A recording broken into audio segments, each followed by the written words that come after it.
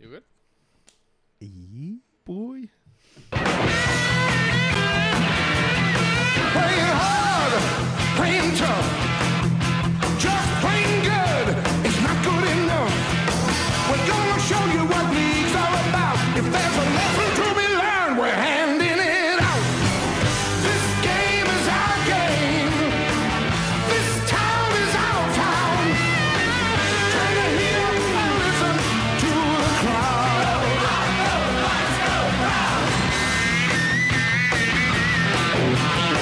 Good evening and welcome to the Joust. My name is Nagy. I'm here as always with my co-host Liam McNeil. Now, Liam, another win on the weekend. That's two in a row. It's just the most amazing thing you've ever experienced. 2 in a row with a potential, Yeah. with a possibility of a third. Yes. Well, that's where the possibility comes. That's quite something. You get 2 and then the possibility of a third. Because you can't get the third if you haven't got the second. That's Such is, the intricacies, I suppose, of mathematics. Yeah, it was a marvelous game to watch, only because we won. It was such a game that, especially our last few outings against the Titans, it seems like it went the same story of us sort of being slightly competitive, maybe getting on the board first, and then piling on points. And I think we've had a few games where it's been like 30-8 around that, like where they've just run away with it, and it looked like it was going to be the same. And that's it. I wasn't confident, especially given what happened last time against the Titans, which we discussed with a good friend of the show, Barry Toohey, where we got out to a lead, they came back, built more of a lead. I was getting some flashbacks, Nagy. I was starting to worry. I was concerned, but then the nous of our more experienced players, our big game players, really got us through. It really showed with those players coming back. Obviously, players that weren't there against the Bulldogs, so building up a bit of a bit of a mass of players that of experience with Pearce, Lockie Fitz. And there was another player, and Ross as well. Ross coming back as well. Coming back on the wing as well. I like that he was back on the wing. I think wing's his best position. And SKD to the centre, something that we spoke about as a possible move very early in the season. I thought it got to the point where it's like, well, they're not going to try him there. And he managed, and in the end, getting our the last try, which happened to win us the game. Which that try looked very familiar, didn't it, Nagy? Do you remember seeing a try quite like that before to win a game? It looked very much like the 97 try. It was 1997 Nagy going down the blind, the flick back inside, Albert to score, except this case it was Sean. It was one of those games that you just don't see as a Knights fan. You don't see us down 14 points in the second half and come back and win it. To have to score 3 times and to score 20 unanswered points in the end in the second half. So it was amazing to see. And still with time on the clock, the Titans had an opportunity to come back and take that back off us, or at least push it to golden point. And they shit the bed. They definitely did. That's the amount of times that I've seen 14 points up in the second half as a Knights fan, and then they get chased down. And it was just really rewarding to see as a fan. It was really rewarding for all the players to see how much they really enjoyed it. And also in front of a crowd of, I think it was only 14,000, but the Titans never bring that huge crowd. Well, they don't really get huge crowds at home or anywhere else. They're not a very popular team, Nagy. I don't think they have many fans. Well, you seem to be the only person who likes the Gold Coast that I've ever met. I don't care for the place. I mean, as a kid, it was great. You've got the amusement parks, blah, blah, blah. As a grown-up, I just don't see the allure, but you loved the place. There's not much there. Oh, yeah, I lived there for a while, and it's a real bubble. It's just lots of tall buildings. No one's ever from there that you meet. Everyone's travelled there, so it's just this bubble of strangers. It's not the first bubble you've lived in, is it, now? No, always. Your immune system, the way it is. That's soon to be popped. But, Liam, 24-30. I'll jump shot. What went right? What went right for you? What went right, Nagy? Look, plenty. Obviously, winning. That was the first one that went right, but the control that was showed, particularly by Mitchell Pearce. We ended up finishing with 53% possession. Yeah. But it was all possession that was very well controlled. I think lost our way a bit. Yes. Towards the end of the first half and early in the second half. But it was that experienced head of Mitchell Pearce who just brought us back into the game. His kicking game was phenomenal. I lost count of how many times the Titans would start their sets coming off their own goal line, inside their own 10-metre line. It was just... It was like we've been saying for weeks, you see the impact of Mitchell Pearce when he's not there, but I didn't think you'd see the impact of him being there quite so quickly. I think he really just led the guys around, set the game up, and I think I don't think he was the best player on the field. The victory was built on the back of him, the way he controlled the game, the way he ran the team around. He was outstanding. Hard running work, Nagy. Now, we've got our stats, obviously courtesy of our dear friend, the Hebrew Hammer. Thank you, Josh. I've never got that. No. I've never got that bucket. I'm a hell of a percussionist too. I don't know why I missed it.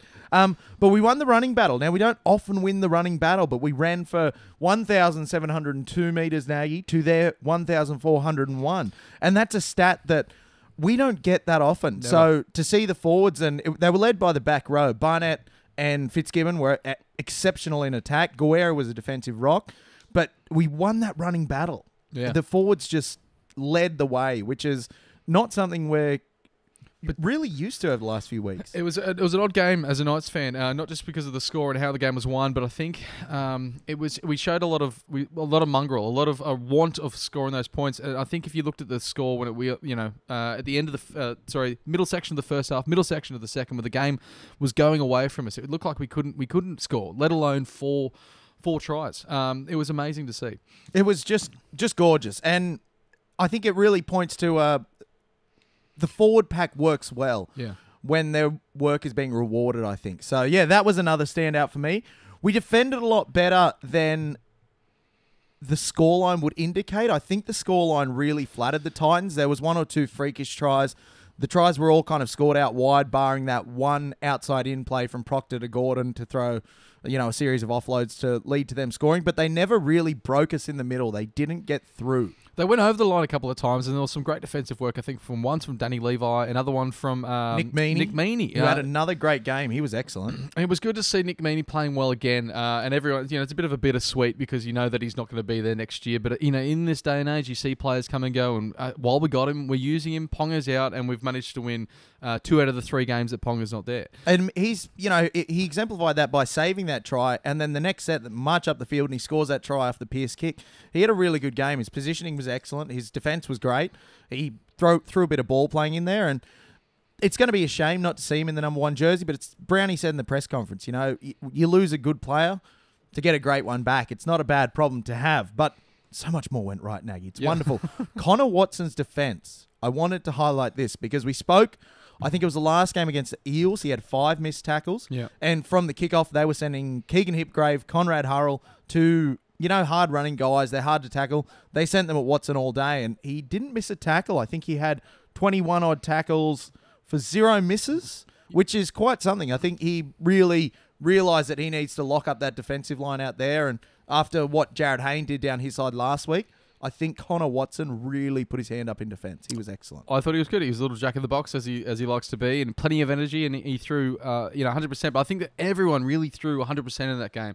I didn't really see anyone that was particularly like a passenger on this on any particular side. It's going to be very hard to give hats back on now. But Liam, I'm going to watch your hats off for this round. Who do you reckon stood up? There's one man and one man only who I think we came out of the game loving and being, adoring, and that man is Mitchell Barnett. Yeah. We love Mitchell Barnett here at the Joust. He's absolutely one of our favourites. And in game number 50 in the NRL, boy, he just grew an extra leg. And I tell you what, it was game number 50, but it was also he'd only won 11 games in really? those 50. So he knows that. So it was really important to him. And didn't he come out firing? I've always had a thought that when players have like a running out for their 100th or their 150th or their 300th or whatever, and that's always a bit of a bad omen.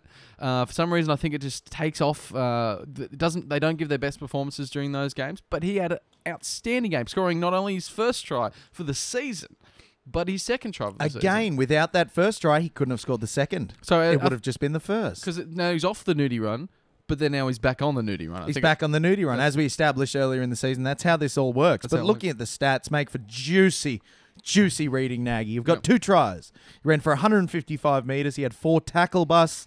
He had 2 offloads. I still can't work out the offloads thing. I need to write 2 OL. He had 20 Ls or 2 offloads and 35 tackles. He was immense. I thought he was best player on the field and a well-earned victory for Barney in his 50th. Hats off to Barney, but my hats off this week goes to his partner in crime. Actually, he was playing lock in his comeback. He's missed the last 2 games with suspension, and didn't we miss him? Lockie Fitz, the most handsome man in the game, and he's just a remarkable player. He just continues to play well. And when I saw he was benched, I thought, well, that's strong from Brownie to bench a player that obviously was suspended for something that could have been avoided. It was a bit of a sloppy tackle that they defined as a crusher. Actually, it was definitely a crusher tackle. It's about that could be black and white, Nagy. It could be in the dictionary for how to do a crusher, and he and just look at that Lockie Fitz tackle. So he missed 2 games, and they tried to. He could have got away with 1, but they tried to fight it, get downgraded. He ended up missing 2, and it showed how much we miss him down that edge, how damaging he is. He's battled with Keegan Hipgrave. Was great. He landed a great shot on him, and that was Barnett. What was it, Barnett? Put the hit on, yeah. Oh, right. Yet another reason to love Mitch Barnett. But there was a bit of a push and shove towards the end, which could have got us a penalty against. It could have cost us the game, but it didn't. But also another great try from Lockie Fitz, and which we've actually got a tweet to bring up to the screen. Mr. Producer Elliot, if we could get that tweet up there. Yeah, interesting. That try that Lachlan Fitzgibbons also. Random Footy Facts, one of the best rugby league Twitter accounts out there, so get on it if you haven't had a look yet. That's Lachlan Fitzgibbons' 15th try since the start of last season, which is thrice the amount of tries scored by Dane Gagai since the start of 2016. Have we got the better end of that deal? I had to check this. I had to check it because I just didn't believe it. Well, it's Random Footy Facts. He does not get them wrong. It just sounds so incredible that you think that Dane Gagai, only in that time that we saw him as our best player, just didn't score tries from us. And I think scored 2 and then 3, and then he's only got 1 for South. So he's not this prolific try scorer unless he's playing for Queensland. But he's not this prolific try scorer that for some reason I seem to remember him as when he was playing for the Knights. But Lockie Fitz has just continued on this this long streak of tries. Amazing tries now. He's like a stronger Beaver Menzies. And he sort of does this. He's got like only 1 or 2 go to where it's like he gets the first runner ball and leads with his back and spins around. The hit and spin. But it's almost like he starts to spin. It's like the spin and hit. He starts to spin first before he's made contact. Then they're grabbing his back. Yeah. And he said, well, no, hang on. I'm going to turn around. I've still here. got my front. Yeah. And then he whips around because that's exactly what he did for that try. And great numbers all round. He ran for 117 metres, 10 tackle busts. Yeah. Which is ludicrous. That's absolutely outrageous. 1 try, a line break, an offload, and 32 tackles. He was just immense. And the thing for me, when he ran over AJ Brimson, I know we don't like to see players get hurt. Concussions are terrible things. But as soon as I saw that run and that line that he ran and, stomping AJ Brimson into the ground, I thought, Steven Simpson. Oh, Steven Simpson, yeah. Steven Simpson. We've been saying it for a while. He could be the next Simpson. It very well could be. He is. His form's good enough for it. And if he finishes the season well, he's going to be put in that echelon of like he's a try scoring back row and with the workload to match it. Now, Nagy, I'm very glad you brought that up because that, ladies and gentlemen, is our word of the week: echelon. Echelon. Excellent work, Nagy. Thank you all for playing along at home. Love our word of the week. It's my favourite segment. That's a good one too, Nagy. Echelon. But no, he's just an exciting player, and I think a lot of people thought might have been a bit of a flash in the pan at the back end of last season when he started to find this form, but he's proven that over the course of the season again. I think it's about 8 tries again. It's and if he get a few more, he's just going to be put with those really high class representative back rowers, and we've got him. Another player who had a somewhat quiet, great game, which we don't really expect from him, was Dan Safidi. Yeah. Usually, when Dan Safidi has a great game, he's heralded as the greatest player on the field because there's not much going on around him. But with how well the back row played and some of the backs, I feel like Dan Safidi was kind of overlooked, but he was immense. He ran for 177 metres, made 30-odd tackles. And again, every time he ran the ball, he had 4 and 5 defenders coming in to make the tackle. As I say, it was very hard to give a hats back on, and I don't think I can give you one. Liam, do you have one? Come on, you're thinking of someone. Look, we're still having the problems on the fringes. Yeah. The fringes in defence are still our weak point. But again, it's good that's... You think Corey one Dennis of our few weak points. You're looking at Corey. I thought Corey Dennis actually wasn't bad. I mean, that penalty he got for taking out Anthony Don in the air, I thought that was a 50-50, might have gone against him. But again, in the press conference, Brownie said, these are still young players.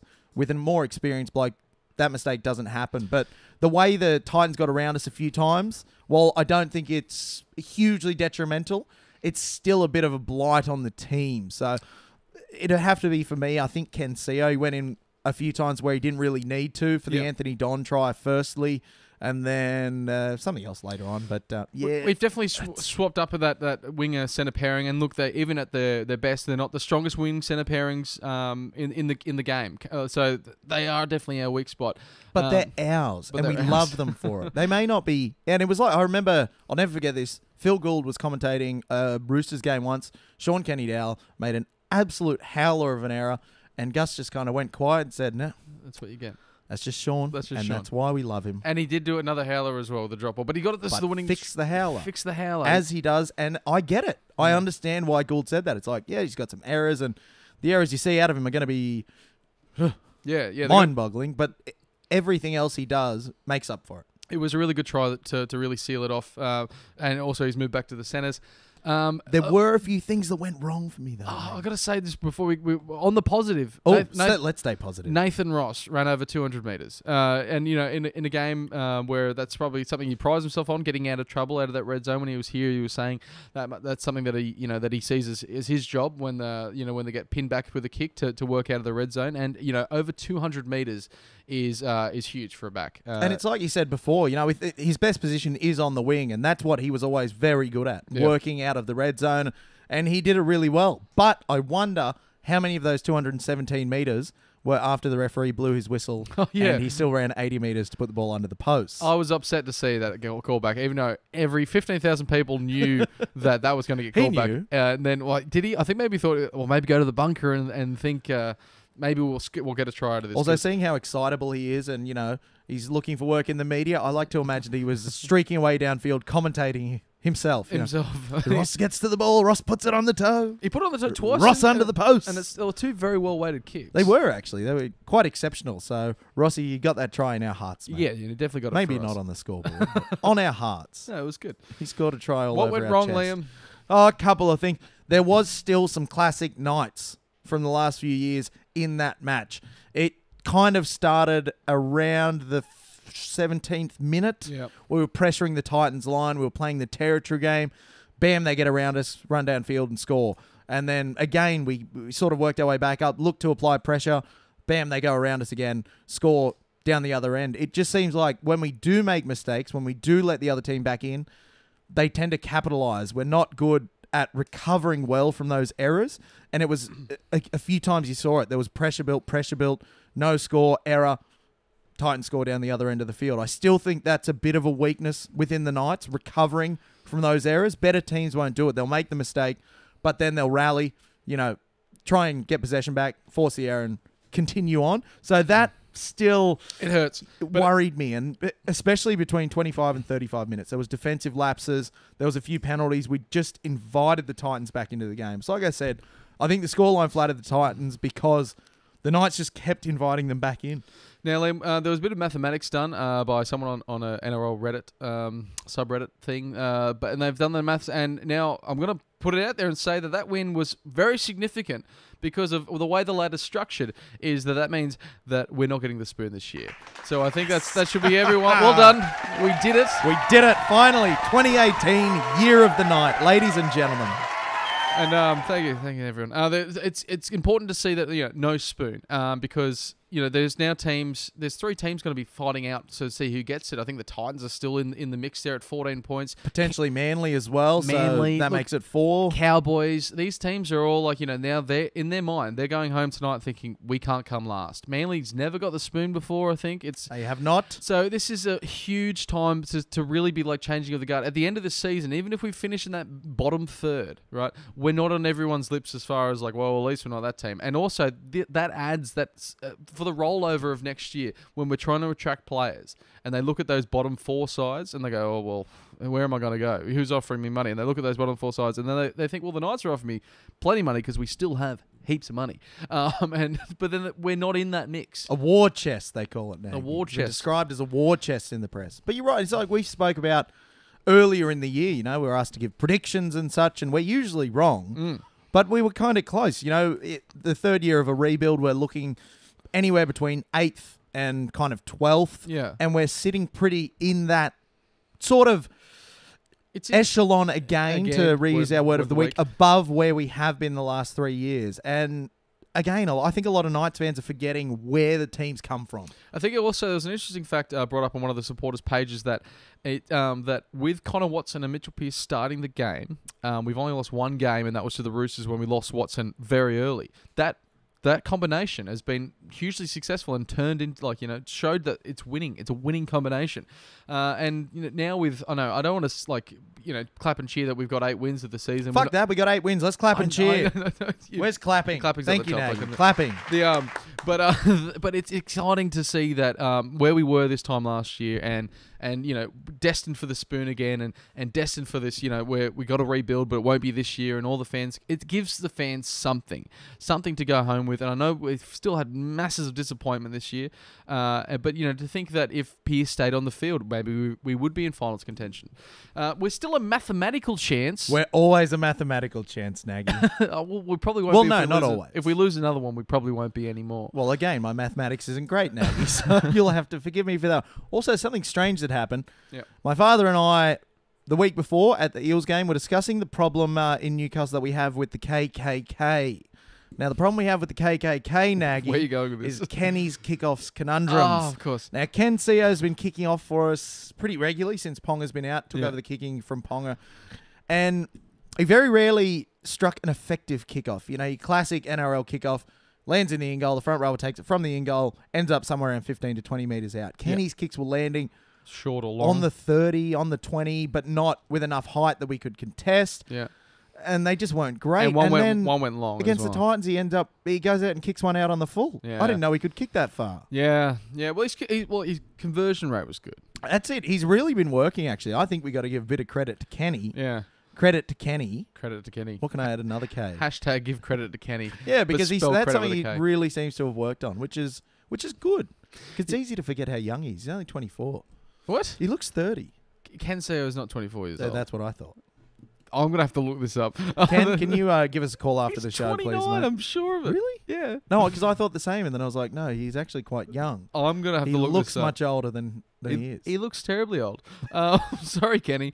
Sorry, Kenneth Albert. He's but 27. Thank you. We were both wrong. Thank you very much, producer. Thank you, Mr. Producer. He was man. right in between. He was. Oh, there you go. There you go. So we were kind of both right. We were kind of, and both incredibly wrong. Kind of in the same way I was right about my score prediction. Yes, no, last week for the score prediction, obviously you were very close with, I can't remember exactly what you said. You said I said 30-22, Yeah. and it was 30-24. If we didn't get that penalty, you would have been right. Damn it, Kenny. But no, that was good. It was good. I can't remember what I said, but it was. Oh, no, wait. If we didn't get the penalty, yes. Yeah. Sorry, Kenny. My bad. Yeah, but we'll move forward, Liam. Move forward because it was such a great game, and hopefully we can carry that on to the Cowboys game. Now we're back in the graveyard shift. That's right where we feel at home. But again, it's looking at the crowds. We love the graveyard shift. Yeah, and why wouldn't we? We've got Shortland. We've got the biggest graveyard in the Southern Hemisphere. but it's up there, Liam. It's up there in this game. Oh, it's up in Townsville. It's up in Townsville. Oh, We get okay. we've had 5 home games in a row. We're so accustomed to them. Well, I was, and I went straight into that. Huh? Yeah, no, it's up there. Oh. It's, but we're still at home. We're at home in our time slot that we like.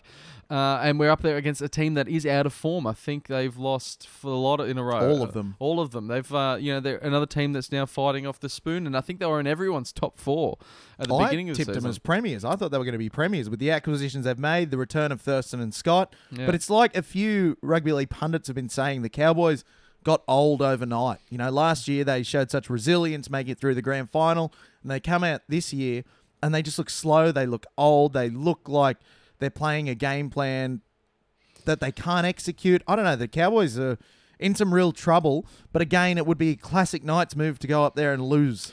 The one player that I think could really seal the win from us is going to be the return of Kalen Ponga. Oh, the return of KP. It's going to be the one. If you think about a team that didn't give him a go when he knew he was good enough, he wanted to play fullback. They said you're not a fullback, and kept Lachlan Coote over him. Now Lachlan Coote's fighting for his spot. And the team could really use the Kalen Ponga. And he gets to go back up there to his old home. He'll be getting heaps of stick off the crowd. No, he won't. He will. They're lovely. He's lovely. They love him. Everyone loves him. No one will be giving him stick. No, well, it's going to be... I'll punch every single person who individually. I'll line them up. Yeah. Anyone who boos him, I'll punch him in the face. There's probably no one that goes to Cowboys games up there anymore. Good No, point. it's but look, obviously he's been a great acquisition for us, probably more than anyone could have ever hoped.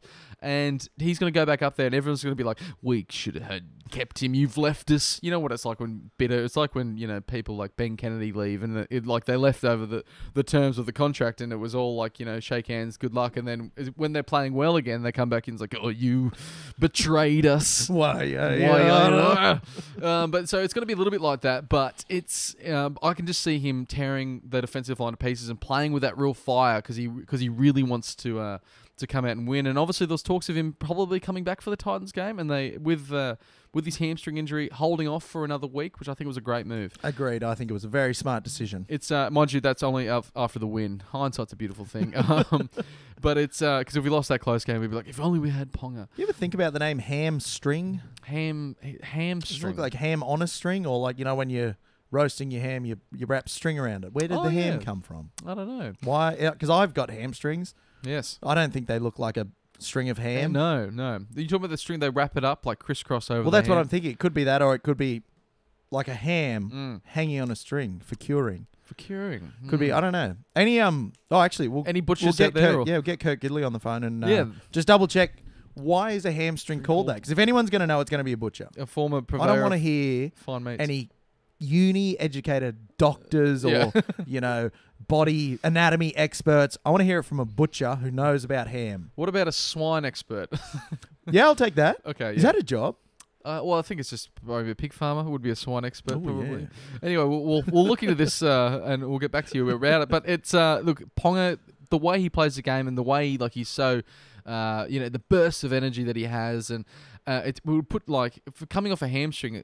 If it was just a prop that's sort of like running up down, but him trying to play at his best, and he would if he's not going to go out there and play on in third gear. He's really going to give it his all. So I worried that he was going to come back and do his hamstring again, and so. Luckily, we hold off another week, and hopefully he doesn't do it, and he just tears the Cowboys to pieces. And to see the Pierce-Ponga combination, and more importantly for me, the Ponga-Fitzgibbon combination back together again, getting the old band back together again, it just fills my heart with joy. It fills my heart with unbridled glee, and I'm very excited for the game against the Cowboys. And again, in classic Knights fashion, they may lose. I'm very excited for it as well because it's a away game. I'm not real sure where I'm going to watch it, being a Friday night, but I tell you what, I might watch it. The Commonwealth Hotel, Liam. It's a wonderful venue. I might watch it there with you, Nagy. Because, you can just finish work, roll into the commie. Great food, great times. Cold beers. Cold beers. It's cold outside, but it's warm in there. But they're not the kind of warmth that you get from, the sun. It's more the warmth you get when you go home at Christmas time. And it's just, because when you're drunk. It's that alcohol burn. It's the same burn. The burn's going down your throat. It warms you up, opens up the blood vessels, and allows you just to be free of inhibitions. It does. At the commie. At the Commonwealth Hotel. It's a beautiful place. Now, Liam, time for the news.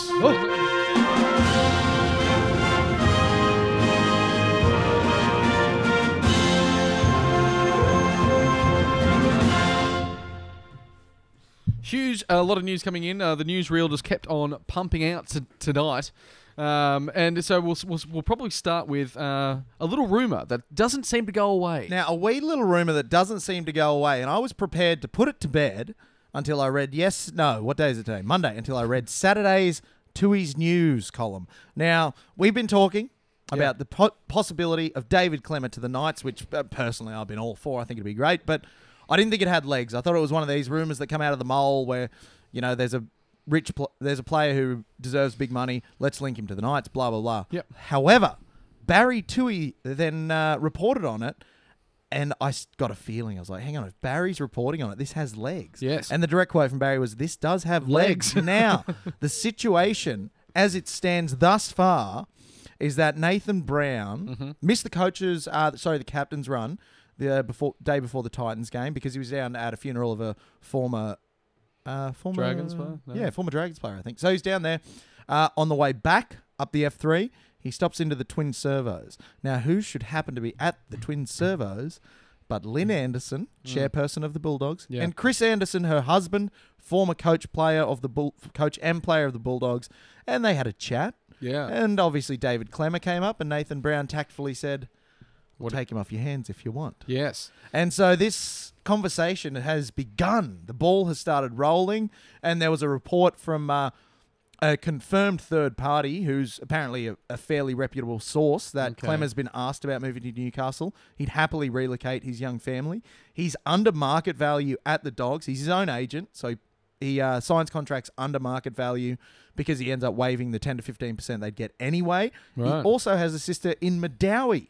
Oh, really? So the dot-to-dot puzzle is coming together, and it's starting to look, again, not... It feels Pangai Juniorish again. He's taking photos at Newcastle. He's like, oh, what a beautiful place. I really miss home. And then he's just like, but I'm not leaving Brisbane. But that's what I thought until Barry reported on it, because it's as we know, Barry is the greatest rugby league journalist Newcastle's ever known. Yeah. He doesn't get things wrong. No. He works really hard to make sure that what he's reporting on has a basis in reality. So up until I saw that article, I thought it was all, a fairy tale. Pish posh. Dream. Pish posh and something else. Whimsical. And, Whimsy. And it was Whimsy. all, But now Barry's talked about it, and I think, my God, wouldn't that be incredible? Well, it starts to you start to think, oh, Klemmer at the Knights. You think Klemmer and Safidi, two giant men, just digging holes into the defensive line, and also with their feet, because they're also giant. And they're it's huge feet. Yeah. It's look, but I just don't want to until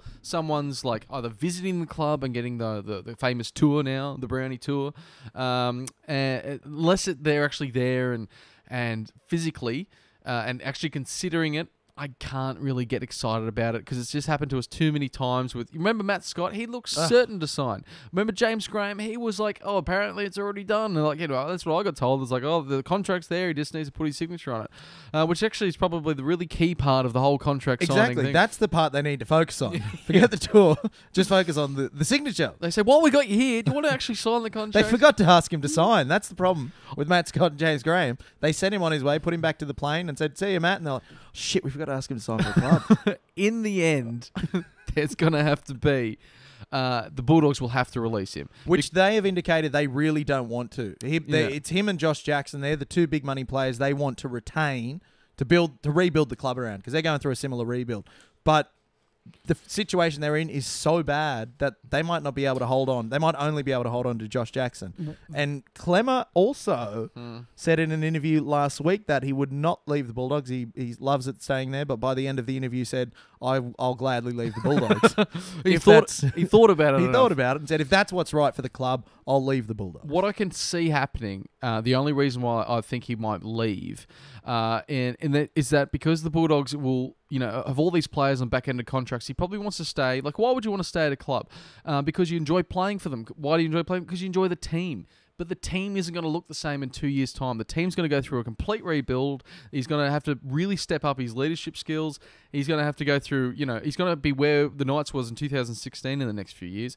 He's going to be with all these players, which probably in his mind as a professional athlete, you think, they're not even on my level. I'm a step above. That's it. He's a New South Wales and Australian representative. And the team, the experienced guys like Tolman and Eastwood, and they'll lose at least one Morris. They've already lost one. So they went to the Sharks. Yeah, and the other one's rumoured to be signing for the Roosters. So I think they're going to lose both Morai. So it's like, do they think, well, that's it, and we'll try to secure Klemmer and make sure that he's happy, or does Klemmer go, well, everyone's leaving anyway?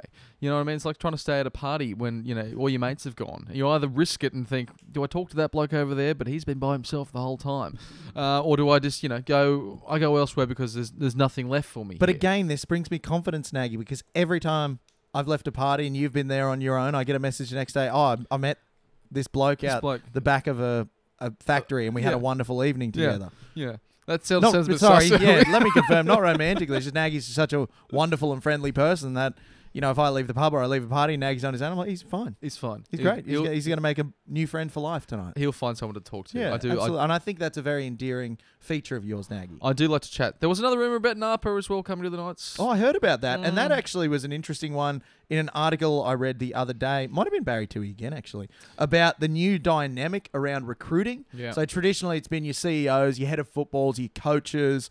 They'd go out, scout the players, and it would all be run through the top. Yeah. But we started to see especially with Mitchell Pearce at the Knights, players are networking now. Players are messaging each other and saying, I'm at this club and it's red hot. You should come play, and putting them in contact. And it sounds like Pearce obviously has been working that angle a bit with the Roosters. And I think it's wonderful. I think especially if you're trying to build a team, not just build a side. If you're Yeah. trying to build a team, you want players who fit together. You want players So who... you want an existing team that you can just take, and we have the Roosters. Well, it's working out okay for us Okay, so yeah. far, but if we can get more, that'd be great. But there's this whole new dynamic around recruitment that the players are sort of starting to take back a bit of control and saying, well, hang on, we want to succeed, but we also want to succeed as a team with As a people team. we We enjoy want- playing footy with. And they want to win. They want to win. Yeah. Yeah. And they want to share that winning feeling. Much like Peyton says, he wishes that all his friends could have been there during those wins. Now, but Liam, obviously it's changing. Recruitment's changing. But another thing that might be changing is the bunker. Because, Oh, my word, the bunker. I'm sick of hearing about it, Nagy. well, we're going to talk about it a little bit more because it wasn't a debacle in the Canberra Sharks game. It was a debacle of unparalleled, Yeah. unparalleled gravity. Now, for those who didn't see it, we've got a clip here of the bunker debacle, and it pretty much started that there was the Sharks coming through. Now, just to fill in, the Canberra Raiders are playing for a spot in the finals after a very poor start. The Sharks are well inside the top 4. Now, Let me set the scene, Nag. yeah, said it. Ball goes past Ramian.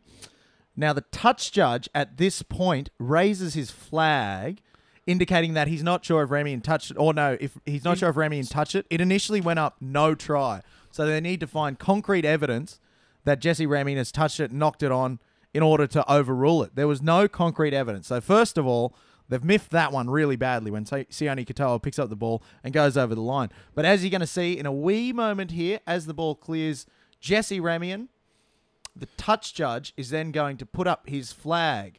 Now, the referee has a fairly clear There it line of is. sight on him. The flag goes up, but the referee doesn't stop play. The Canberra players have seen the flag go up. And, you know, there's that old argument we all heard in under eights. You play the whistle. Yeah. But at the same time, I can understand why they would go into that situation. So if the if the touch judge, I read the rule, if the touch judge puts his flag up and the referee misses it or doesn't call it, he still has to look over, get the word from touch judge and say, Yeah. all right, sorry, scrum. We have to form a scrum. But it was just... What's happened here, Liam, is that the referees now, with the whole bunker situation, the referees have just taken a step back and they're so insecure about their decision-making ability on field that they said, let technology do it for us. We've got all these cameras, and that's obviously been an instruction given. So the flag's gone up. He's put it back down again. The whistle's gone to the mouth. They thought, let's just play on, and then we'll have a big review. What is the point of having 4 referees on field, one in the and then all of them apparently can't communicate to each other that say, I don't actually reckon that's a try. No try on the field. Then, for them to be like, well, now that's definitive evidence that it in fact was a try. But surely if one of the officials stops it, the other one's going to back him. That's just surely how it works. Unless he says, no, I saw it clearer than you, and he definitely didn't touch that, which he didn't hear. Which is it's just bizarre, but honestly, I saw it coming. I saw things like that coming. At the start of the year, we had the crackdown. Everyone went nuts on the crackdown, basically said to the refs, you're not doing your job, you're all terrible at it.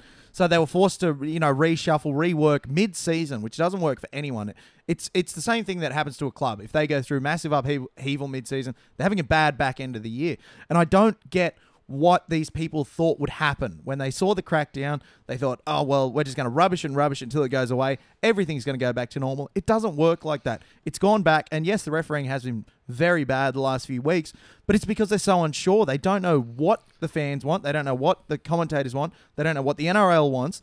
They don't know what, basically they're being told from so many different directions how to do their job. Yeah. And it just needs someone to come in and completely sweep it out and say, all right, this is how it's happening. Bernard Sutton, referee's boss, called Ricky Stewart the next day. Yeah. Apologised for that. And also the no try to Brad Abbey, which was in the closing minutes. Called a forward pass, but wasn't. But there shouldn't be phone calls like this being made because the referees need to have a clear and decisive understanding of how they're running the game, why they're running the game in that particular manner, and, what are going to be the results of that. So for me, yes, it was a bunker howler, but the problem isn't the bunker itself. Everyone's too quick to say, oh, the bunker's shit, it was a waste of $2 million. You have the technology, but if the people using the technology or the people who are relying on the technology aren't doing their job, the technology's useless. If we had the bunker, it's just a video ref. It should work brilliantly. But because the referees and everyone in and around the refereeing are being pulled so many ways and being given so many different agendas. They don't know how the hell to put it together in some sort of cohesive vision. And so at this point, the refs are just like, well, shit, we're just going to take what we've got and, I guess, run with it. And it comes across as a very short-term kind of fix. And it's just so classically rugby league. Try and fix something. It doesn't go the way you hoped. Shit can it. And then blame the people who have been shit canned for being shit. It's honestly pissing me off so badly because it's such a symptom of a lot of rugby league's failings, and yet it's all being thrown back on the refs. Well, they threw it back on the touchy for that. And they threw it back on the touchy. They've thrown that poor... Touchy? Touchy. Yeah. They've thrown it back on that poor touchy. They've thrown him under the bus. The referee's boss needs to take accountability and say, look, clearly I'm not giving the right direction or whatever. It's not going the way it needs to be. There just needs to be someone go in, stamp some authority, be able to kick back to the NRL and say, this is what we're doing. This is why we're doing it. Yeah. Transparent. Oh, my God. Nagy. I know you'll go on and on and on. I'll stop you there, Liam, but it's... But unfortunately, the money they've invested in the bunker and the sort of the way that technology is used in the game now, I can't see them taking a backward step. I can't see them going back to one referee. I can't see them... And I know the Captain's Challenge, I know there's going to be like different things coming up, but I just think that the NRL for the rest of this season is too stubborn and they're going to stick to it and to look back and go, we really buggered that up. Now, Liam, before Therein lies the other problem, though, Nagy. Yeah. This is just a shorter one. We can't go back. Yeah. We have the technology. The bunker is getting all the video angles from every camera on the ground. So they're seeing what the fans can see in replays. They're seeing what the fans can see. If you go back to the old video referee system, they don't have all those visions that the fans are going to get. So if anything goes wrong, the fans are going to blow up and say, well, why don't we have a system in place where we can look at all of it? We have that. Well, we missed something. They missed something in the previous game on Friday night, which we also have a video of. We went straight back to the backseat long car drive sibling fighting of hair pulling, which I don't think we would have seen a great deal of before this. But what's that player's name, Liam? That's Corey Harawira-Naera. Yeah. And what we're about to see here now, I'm glad we brought this up next because I'm in a bit of a tiz right now. But Corey Harawira-Naera was off the ball, I believe. And what we see, if you'll keep your eye to the left of the video, young Anthony Milford has grabbed him by the afro and has just wrenched him to the ground. It was actually a pretty good hair pull. And you'll note that Milford just ran away and Corey Harawira-Naera ran after him. It wasn't for Milford being fat. He's, Harawira-Naera's got about 20 kilos on him. Look at him. He takes him off his feet and onto the ground by the hair. Now, Milford copped a fine for this, but nothing on field. No sin bin. No, surely that's some sort of professional foul. You can't grab another man off the ball by the hair, something that you know is attached to them with small needle-like threads, only to pull him to the ground. That's a very good point, because initially I thought it was a fairly minor thing, deserving of punishment, but I was like, well, does it deserve a bit on the sidelines? Also, I must watch too many YouTube videos because as soon as he pulled his hair, I was just expecting like a weave to come off. So I watched too many YouTube videos of women fighting. They're hilarious. And they're really funny. All the hair. Apparently, they all have wigs. All women wear wigs. All women who get in fights wear wigs. Yeah. And then every time they get in a fight, it's just the wig comes off. Might be like it's like a lizard's tail, or when it gets attacked by a bird, it just drops off. That's exactly. So they know they're going to get into a fight. That's what I was expecting. Liam, you better open your sack because we're running very short on time.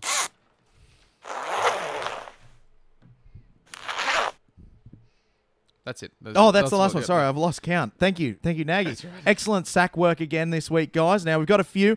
I've combined a few into one because there were some similarly themed ones. But first question, Rod Cade asks. Starts with a statement. The forward pack fired yesterday. Guerra in defence, Fitzgibbon in attack, and our other boys handled the opposition's larger pack. Question is, how do we fill some of the holes out wide? Yeah. Well, with the players that we've got at the moment, you'd have to just keep the players that are playing well in the positions that they're playing in.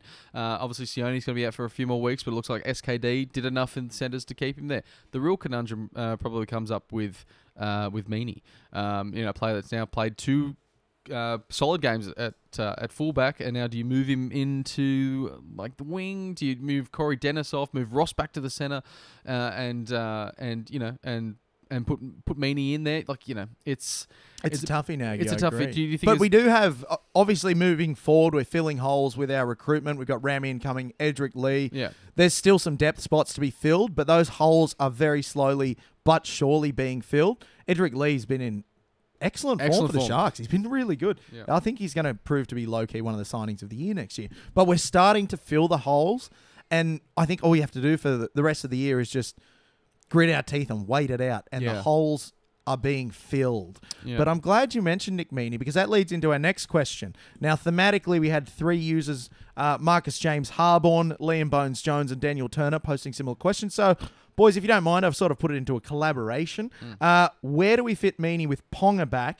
Does he go to the wing at the expense of Ross and or Sia, which you touched upon briefly there, Nagy? Yeah, no, I think you'd move Ross back into Dennis's centre position, and then you'd have SKD and Ross, starting as our wingers, and you move them into the centres, and you have Sia, and then you put Meaney on the wing. I feel like if you had Meaney at centre, it'd be too much pressure on him. So I think it's important to keep, I think he plays a good role at the wing, but then again, does he provide the same get out of red trouble that a player like Ross or SKD does when they drop back? So that's my concern. I mean, Meaney, he's been great, but he's not a big body. He may not have the power in him to get those hard yards, but Brownie has spoken to him about playing on the wing, playing centre, so there's definitely an option. It's something the club has looked at. I think he'd do a really good job on the wing, but again, with he, KP, and Ross as the back three, it's not a huge back three. Then again, Ken Seo's not a very large man, but he still works really effectively